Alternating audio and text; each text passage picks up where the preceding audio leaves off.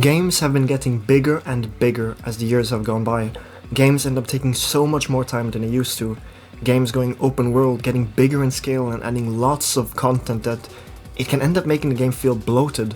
But based on the direction you feel that modern gaming is going in, you could feel that games focused on a single aspect come few, as many games try to cover everything all at once and people try to find good games to play, which is a struggle sometimes.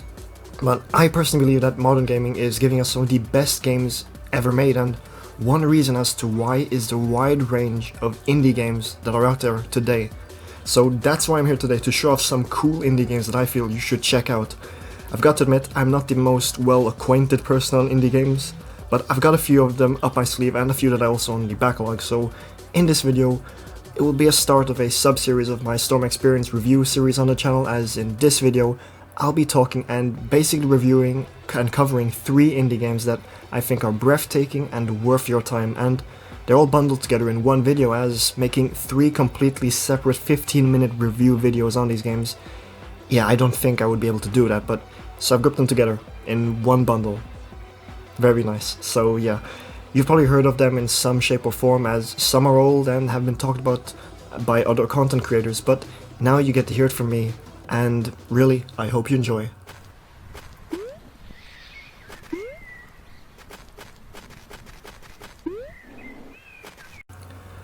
When you think about open world games like The Witcher 3, Breath of the Wild, and Metal Gear Solid 5 to name a few, these are games that you would generally associate with this genre. These long, narrative games filled to the brim with side content that keep you engaged for tens or hundreds of hours.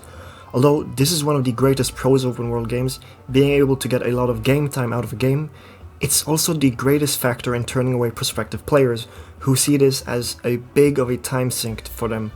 A lot of people don't have time to play games for 50, 100 hours just to see the end credits, but what if there was an open world game that is filled with side content and only takes an hour to beat? If you're interested, enter A Short Hike. Like I mentioned, most open world games suffer from their greatest strength, the time needed to play the game. With A Short Hike, you need maybe 1 hour to experience the game and another hour, or far less even, to actually 100% complete the game. The game is called A Short Hike after all, but this length could make some red flags go off in your head that maybe this game is too short and is lacking in content. Well, that is not actually the case, so now for the deep dive. A Short Hike is set in a national park where you play as a bird named Claire, who has one goal in mind: to make a phone call, but the problem being that there is only one place in the park with reception, at the top of Hawk Peak, and so Claire sets off on her hike up the Hawk Peak Trail. This is a very simple objective, and if you decided to gun it straight to the top, you'd make it in less than an hour, but the game doesn't let you do that. The game is short in length, but could have been shorter if the side quests weren't in play. The central mechanic of A Short Hike is the stamina meter, which you can improve by collecting feathers. Stamina controls how much you can climb and how many wing flaps you get to fly with, because you are a bird, don't forget that. So scattered around the island are many small and short side quests with characters that reward you with feathers upon completion, and that creates the whole gameplay loop. Explore, collect feathers, climb higher, repeat. However, the loop is a lot deeper when you immerse yourself in the world. For one, the art style of this game is just so cozy. It reminds me a lot of Animal Crossing art style, especially the classic games. Everything here is just so well animated and filled with life. You see the wind rustling, the branches, and other forms of life around the park, making you appreciate your surroundings, and always excites you when you see what other forms of life you can find in Hawk Peak Park. From the trees, to the beach, to the waterfall, there are just some of the many locations that you'll find around Hawk Peak, and they all beckon you to approach them and relax for a short time. Couple this along with the music, and you can find yourself just walking around in circles, listening to the soundtrack. It is that good, really. I did mention the side quests, and these are given to you by other animals that are visiting the park, and they are also very Animal Crossing-like in attitude. Some are filled with joy doing their favorite pastime activities like jog, whilst others give you some attitude and try to trick you into joining their Ponzi pyramid scheme of shells. The side quests they give you make you backtrack at times, but getting you to go back to some of the areas that you enjoyed earlier in the game, even though you just passed there a few minutes ago. The biggest thing that I enjoyed about A Short Hike was how it makes the player appreciate nature and the sublime, taking your time to get to the top, bask in nature for a bit, and meet new people. These are just some of the key messages that a short hike is telling you. Take it slow, your goal is always there and will wait for you. Take your time to live before you're ready to move to the next step, and that's why I love a short hike. I have avoided talking about the end game because that's something for you to experience, and just like how the end goal of a short hike is waiting for the player, it's ready to make its next move, the game is also waiting patiently for your turn to explore Hawk Peak Park. See, what you'll find is, even though you're no longer in your body's still inside of you, if that makes any sense. For this next game, I feel that this game kinda was the underground sleeper indie darling hit of 2021, and rightfully so. Lots of big names played the game, watched others play it, and made videos about it. The only problem I have about talking about this game, well, there are two things actually, but one being that it's best to experience the game blind without knowing any prior information about at all, and the other being that I don't know what else I can add to say about this game. I think everything possible has already been said about this game, but I'll give my best shot at it. Before Your Eyes is a game where you are experiencing and living the life of someone else through their eyes. Their memories are shown before you, and time only passes when you blink. That's about all I can say about the premise of this game, because that is it. Use the webcam of your computer, although there is also a mouse function, and it tracks your eye movements, so once you blink, the game moves on. Time passes. This gives the player a newfound sense of control in the form that they can control when they want to move on, but also a lack of it since blinking is also an involuntary action at times, which reflects how when you want to experience something, your body can't handle it more and must move on, like how we sometimes like to live on our past a bit longer than necessary. Yes, the game doesn't track your head to look left or up, as you have the mouse to do that, but the blinking is the center of attention. I've never found a game this interesting to play, with such an unorthodox form of control, but I love it. And you should give it a shot if you find this new way of playing a game interesting, but just like a short hike, this game looks spectacular, and although this does not look like Animal Crossing art style, it manages to give off that same Animal Cross vibe of coziness. The world is filled with life, and you can see pages rustle from a book, the rays of sunlight, and the facial expressions of the characters. The art style is, I don't know if this is the right word, but minimalist? I don't mean this in a negative way in the slightest, but in making the big things stand out compared to the background, and even the background is really well detailed, these big things stick with you and their impact is felt throughout. Can I also comment on the game's sound? I mean, yeah, I'm making the video, so yeah, I can, but the soundtrack for the game is superb and accompanies the story so well. Like, there is one track involving a certain duck that you'll encounter, which gives me this true sense of childlike wonder, which really stuck with me and reminded me of the same sort of feeling that of being a toddler. The main theme of the game is melancholic but present, that you can't dwell on it for too long, and the whole game's soundtrack does give off this sense of time and moving on, which leads me into the story of the game. Before Your Eyes clocks in at around 2 hours long, and some people may find this to be quite short, but in a world where there are so many 25-hour plus games, this game finds its place as a short game that you can play in between your longer games. As you could tell from how the controls work, the gameplay here is not the main focus, but rather the experience you get from playing the game, which in this case is the story. There's not much I can say about the story, not because it's lacking or poorly written, it's just that retelling the story to someone who hasn't played it doesn't capture the same magic as reliving it or experiencing it. In fact, I don't think talking to someone who has finished the game about the story isn't as magical either. The way the game is set up, experiencing the life through your very own eyes, makes this very personal and sparks completely different emotions in people depending on where they are at in their lives.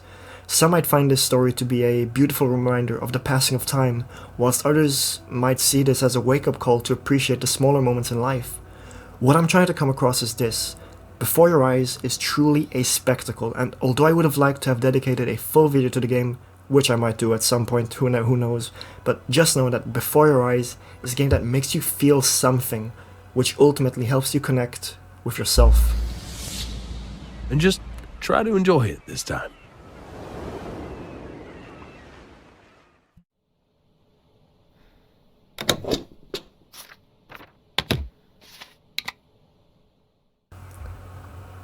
Unlike the first two games I talked about, this game is not so cheerful in tone, or beautiful, depending on how you think about it, but it is a lot darker.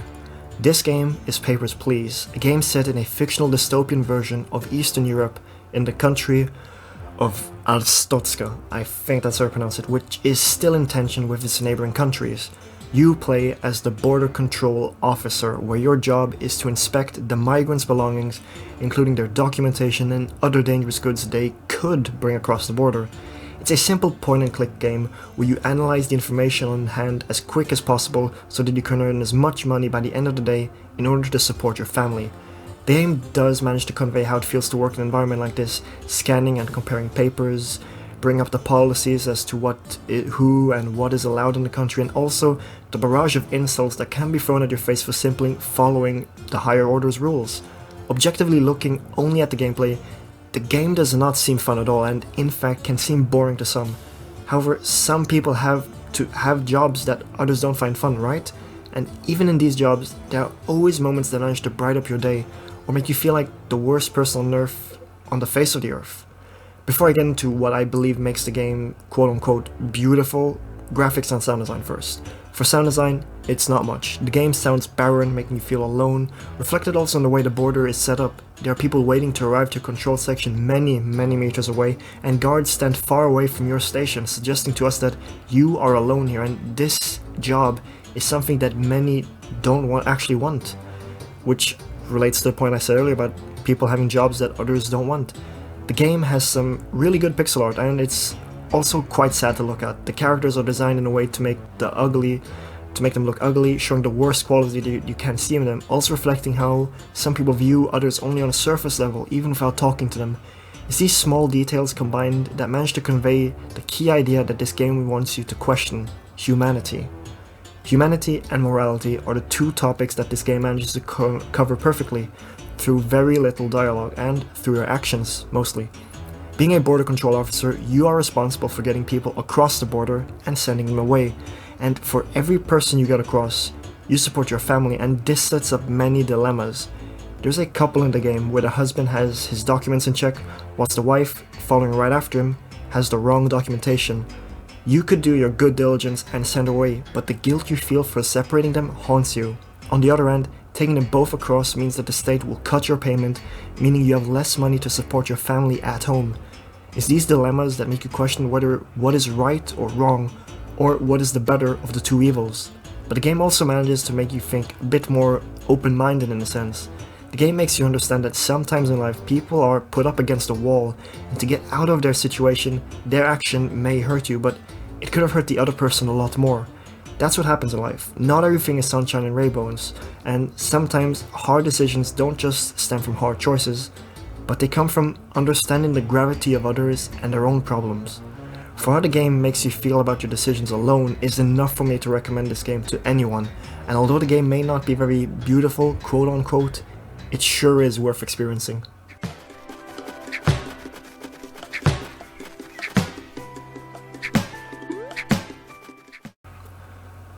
Ultimately, one question still remains: why did I choose these three games to recommend for you today? Although they are all very different in terms of genres and atmospheres, they all share one thing in common, and that is valuing the different parts in life. Listen, if you weren't expecting to hear some philosophical explanation from a guy on YouTube with a Sonic profile picture recommending cool indie games, there's always a first for something. All these games give off some form of thought that you can take with you outside of the game. A short hike, short and sweet, teaches you that not all the best moments in life are those big, outstanding experiences, but sometimes just a short walk or skipping a stone with a friend can bring you just as much joy as the grand spectacles. Before your eyes makes you value the present, the memories you can make now, and how you can always reflect on them, and that no matter the negatives in life, there are always good moments to look back upon, even if they may come in few. And Papers, Please teaches you something of an understanding of others, that each life is different and that everyone has their own problems that make them do decisions that might seem bad for you, but the only reasonable way for them. Of course, I'm not saying that each bad or evil action that someone does is justifiable, because some actions simply aren't, but it can give some understanding of others and their experiences, so there's that. that's a reason as to why I suggest you should play these games. But above all, these games are all fun, and it's always a nice feeling to pick up a smaller title that could very well end up becoming one of your favorites.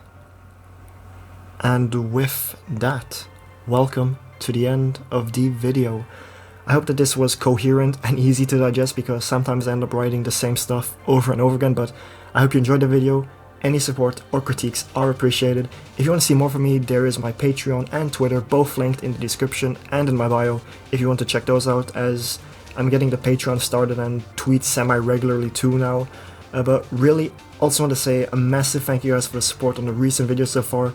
As of recording this, we've hit 100 subscribers. It's really been amazing, and I feel like this video is quite special because I'm talking about really like indie games that I like a lot, that mean a lot to me, that have like made me think about other life stuff. But yeah, it's been amazing. Thank you guys so much. So yeah, as of writing this, I am playing a lot of Neon White. I've completed it. Well, I've beaten the game almost there at the 100% completion. I will have like 4 trophies left, which are the toughest trophies in the whole game. But, and I mean, this game, it might be my game of the year come the end of the year. It's another indie title, but I'm making a full-fledged video on it soon. Not like a full review, but on one of the topics. But maybe in another one come December when it wins my personal game of the year. But yeah, anyways, if you have played any of these indie games, leave your thoughts down below, and also maybe list some other indie games that you enjoyed, so that maybe you could recommend it to others, or that I'll just check out someday. But yeah, with that, have a great rest of your day, and I hope to see you in the next one. So with that, Storm out.